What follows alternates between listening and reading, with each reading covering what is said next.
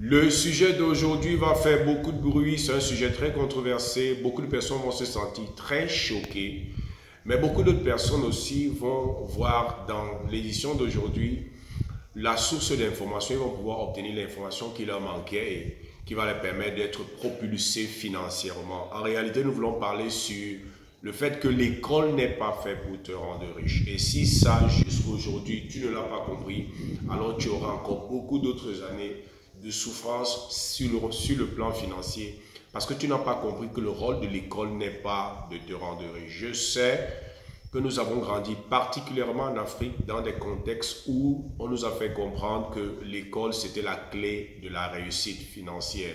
Il n'y a qu'à voir comment on nous parle à la maison. Non, si tu as un bon diplôme, tu fais une bonne école, tu auras un bon travail, tu pourras avoir un bon salaire et tu pourras bâtir ta famille, tu pourras t'offrir la vie de tes rêves. Mais il s'avère que de plus en plus, cette réalité n'est plus vérifiée. Pourquoi? Parce que présentement, dans beaucoup d'États, les gouvernements n'intègrent plus les diplômés, les offres d'emploi deviennent de plus en plus rares, les chefs d'entreprise ne se fient plus au diplôme, ils se fient plus à la capacité de la personne à lui apporter des solutions pratiques. L'environnement économique et l'environnement mondial est tel qu'il devient de plus en plus difficile de s'assurer une source de revenus après qu'on soit sorti de l'école. C'est pour ça que dans beaucoup de nos pays, surtout même en Afrique noire, nous trouvons beaucoup de personnes surdiplômées qui sont en train de faire la vente à la sauvette, qui sont en train de faire beaucoup de choses. Et beaucoup de personnes aujourd'hui sont bloquées. Et je crois que cela vient du fait que nous avons assigné un rôle à l'école qui n'est pas le sien.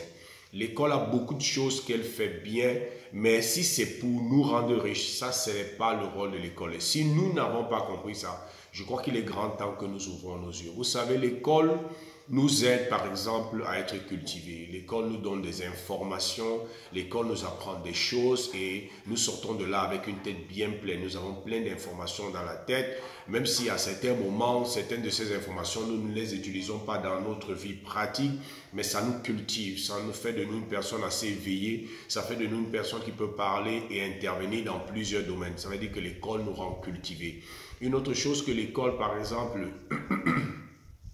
nous apporte, c'est que l'école nous rend compétents. L'école nous apprend des compétences. Quand nous allons à l'école, nous développons des compétences, nous apprenons des techniques. Il y a des gens qui deviennent ingénieurs, d'autres deviennent médecins. Nous apprenons des techniques, nous apprenons des compétences. Et ça, c'est bien. Et je vois déjà certains d'entre vous en train de dire, ben, si nous apprenons des compétences, alors comment tu peux dire que le rôle de l'école, ce n'est pas de nous rendre riches? Reste jusqu'à la fin, je vais t'aider à comprendre ça. Le rôle de l'école n'est pas de nous rendre riches parce que l'école a vraiment pris de l'essor à un moment où les industries et les économies avaient besoin d'ouvriers qualifiés. Et à ce moment, on a vraiment vu l'éclosion des académies, des universités et de toute organisation qui avait pour but de donner aux personnes qui s'inscrivaient dans leur cursus des compétences qu'on avait besoin pour faire avancer l'économie. Et à partir de ce moment, l'intention de l'école n'était pas forcément de créer ou de former des personnes qui devaient aller créer des richesses, mais c'était de former des serviteurs, des aides qualifiés, des ouvriers qualifiés. Par exemple, on formait des gens qui pouvaient utiliser des machines, qui pouvaient débloquer des machines, qui pouvaient dépanner des machines, qui pouvaient utiliser les machines pour rendre leur patron plus productif. L'intention à la base, ce n'était pas que les personnes qui passent par l'école soient des personnes capables de créer des richesses. Non, c'était que ce soit des aides qualifiées, des serviteurs qualifiés, des ouvriers qualifiés. C'est pour ça que jusqu'à aujourd'hui, ce modèle continue d'impacter le système éducatif tel qu'il a été préparé. Même si aujourd'hui on parle de système LMD qui essaye d'intégrer des formations professionnalisantes, il reste quand même qu'il y a une forte teneur dans le fait que les gens qu'on forme, on les prépare mentalement à devenir des aides, à devenir des serviteurs ou des ouvriers qualifiés. Vous voyez qu'à partir de là, lorsque quelqu'un sort de l'école et il ne trouve pas quelqu'un qu'il peut aider ou quelqu'un qui peut le recruter selon ses qualifications pour pouvoir mettre en pratique ce qu'il a appris à l'école, ça devient problématique. Et c'est pour ça que dans le contexte dans lequel nous sommes aujourd'hui, mondialement, parce que ce n'est pas qu'ici, la question de l'emploi, la question de trouver le travail est une question mondiale, mais la réalité c'est que aujourd'hui, si tu n'es pas capable de créer les richesses, tu auras des difficultés. Et ça, l'école ne nous apprend pas à faire ça. L'école apprend beaucoup de compétences, mais s'il y a une compétence qu'on n'apprend pas à l'école, sinon dans très peu d'entre elles, c'est la capacité à créer les richesses. C'est la capacité à utiliser ce qu'on t'a appris pour créer des richesses. Laissez-moi vous dire ceci. La richesse ou l'argent ne vient pas de ce que tu as appris à l'école. Mais la richesse et l'argent viennent de ta capacité à utiliser ce qu'on t'a appris à l'école pour résoudre un problème qui se pose sur le marché et pour lequel les gens sont prêts à te payer de l'argent. Il y a des compétences, on apprend beaucoup de compétences à l'école, mais s'il y a une compétence qu'on n'apprend pas, on ne nous apprend pas à vendre notre compétence. Il y a beaucoup de personnes qui sortent des écoles avec des bagages intellectuels énormes, mais beaucoup de ces personnes ne savent pas vendre leurs connaissances. Vous savez qu'à une époque, lorsque tu sortais et tu avais un certain diplôme, en réalité, parce que la demande de travail était tellement grande, les gens te cherchaient. C'est les entreprises qui te cherchaient pour te faire des propositions pour que tu viennes travailler dans leur boîte. Mais aujourd'hui, les choses ont changé, mes amis. Les choses ont changé. Il y a beaucoup de gens qui sortent de l'école, parés de diplôme, et ils sont étonnés du fait que personne n'a besoin d'eux. Pourquoi? Parce que les choses ont changé. Aujourd'hui, il ne suffit pas d'être un ingénieur. Il ne suffit pas de dire que je suis un médecin ou je suis un avocat. Est-ce que tu peux te vendre? Est-ce que tu peux vendre ton expertise? Est-ce que tu peux te rendre visible et faire en sorte que les gens voient en toi une plus-value à telle enseigne qu'ils aient besoin de toi dans leur entreprise? Ou est-ce que tu es capable de créer une entreprise, de monter un projet entrepreneurial, une aventure entrepreneuriale dans laquelle tu mets à profit tes connaissances pour pouvoir résoudre un problème sur le marché? Ça, ce sont des choses qu'on n'apprend pas toujours à l'école. Et c'est pourquoi je suis tellement souvent choqué quand je cause avec certaines personnes et qui continuent d'accuser le gouvernement, qui continuent d'accuser le système, qui continuent d'accuser les entreprises de ce qu'ils soient pauvres malgré ces diplômes. Et moi, j'ai souvent l'habitude de poser la question à les personnes de savoir qui est venu sur Terre pour te donner un travail. Est-ce qu'il y a une personne sur Terre qui a reçu le mandat de te donner un travail? Ce que le gouvernement fait est louable de trouver le travail aux gens. Mais nous tous, nous savons que même le gouvernement a sa limite. Il y a une limite au-delà de laquelle le gouvernement ne peut pas. Donc, si tu continues de bâtir ton espoir et tes projets financiers sur le fait que quelqu'un va te recruter, il va sans dire que lorsque tu as des diplômes et que tu sors de ton école ou de ton université et que tu ne trouves pas quelqu'un pour t'employer, ça devient problématique. Parce que toi, tu ne sais pas comment vendre ton expertise. Tu ne sais pas comment utiliser ton expertise pour créer un produit ou un service que tu vas pouvoir commercialiser sur le marché. Non, parce qu'on t'a préparé à être un ouvrier qualifié, un manager qualifié, un technicien qualifié, un ingénieur qualifié. Pourquoi? Pour que tu ailles aider quelqu'un d'autre qui a déjà son organisation et qui a déjà son entreprise. Et lorsqu'il s'avère que tu ne trouves pas l'organisation qui va te recruter, la personne qui va utiliser tes services, tu es bloqué parce que tu ne sais pas te déployer par toi-même. Tu as été préparé à aider quelqu'un qui se déploie. Toi, tu n'es pas préparé à te déployer, tu es préparé à aller travailler pour un boss. Et lorsque l'environnement est comme celui dans lequel nous nous trouvons aujourd'hui, tu te trouves vraiment en difficulté.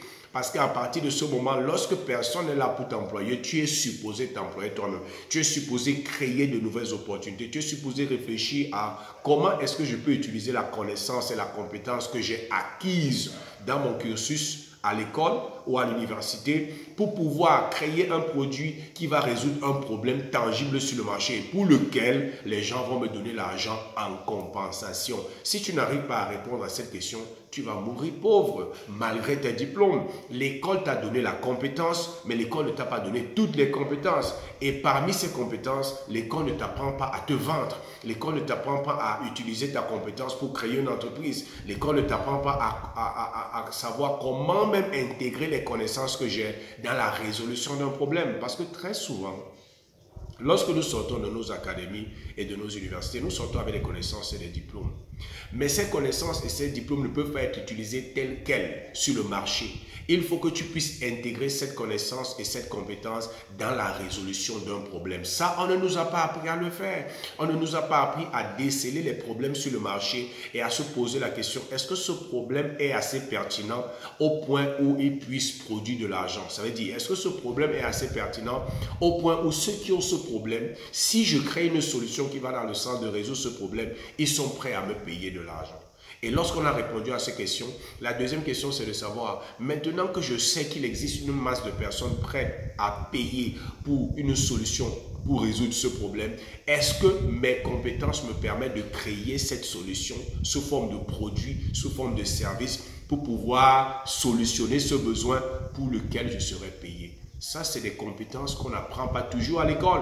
Et ce qui fait qu'aujourd'hui, nous avons des diplômes et nous sommes largués. Financièrement, nous sommes à la traîne, pourtant nous sommes pleins dans la tête. Pourquoi? Parce que très souvent, nous avons assigné à l'école un rôle qui n'est pas le sien. Beaucoup d'entre nous, et ce n'est pas notre faute, c'est comme ça qu'on nous a éduqués, consciemment et inconsciemment, on a mis dans notre esprit que lorsque j'aurai un bon diplôme, je serai financièrement indépendant ou financièrement à l'aise. Mais ce n'est pas vrai. L'école n'a pas pour rôle de te rendre riche. L'école a pour rôle, je dis, de te cultiver. L'école a pour rôle de te donner des compétences. Et parmi les compétences, il y a une compétence que l'école ne t'apprend pas. L'école ne t'apprend pas comment créer les richesses. L'école ne t'apprend pas comment vendre ton expertise. L'école ne t'apprend pas comment utiliser ta connaissance pour créer un produit ou un service qui répond à un besoin. Ça, c'est très, très, très rare dans l'école en général. Et l'école te prépare à être un ouvrier au service d'un boss, à être un serviteur au service de quelqu'un qui s'est déployé et qui a créé son organisation. Et lorsque tu comprends ça, tu comprends que oui, il est bien d'aller à l'école, il est bien d'avoir des diplômes, mais bien plus que cela, je dois développer d'autres compétences. Je dois savoir comment me vendre. Je dois savoir comment intégrer ce que j'ai appris dans la résolution d'un problème qui va me produire de l'argent parce que je veux vendre un produit ou un service à des personnes qui vont me payer en retour. Si tu ne comprends pas ça, tu es largué. L'école n'a pas pour rôle de te rendre riche. Non. C'est pas ça le but de l'école. Et jusqu'à aujourd'hui, l'école est dans cette dynamique. C'est pour ça que beaucoup d'entre nous, quand nous sortons de l'école, nous avons des difficultés. Mon ami, tu as une compétence. Tu as là à l'école, tu as une compétence. Tu as une connaissance. Tu as des choses extraordinaires que tu as pu apprendre de l'école. Il est important que tu apprennes à mettre cela en pratique aujourd'hui. Et c'est ça la bonne nouvelle. L'industrie du e-learning, de la formation à distance, de la vente de la connaissance, de l'expertise et de la connaissance sur Internet a pris un boom extraordinaire.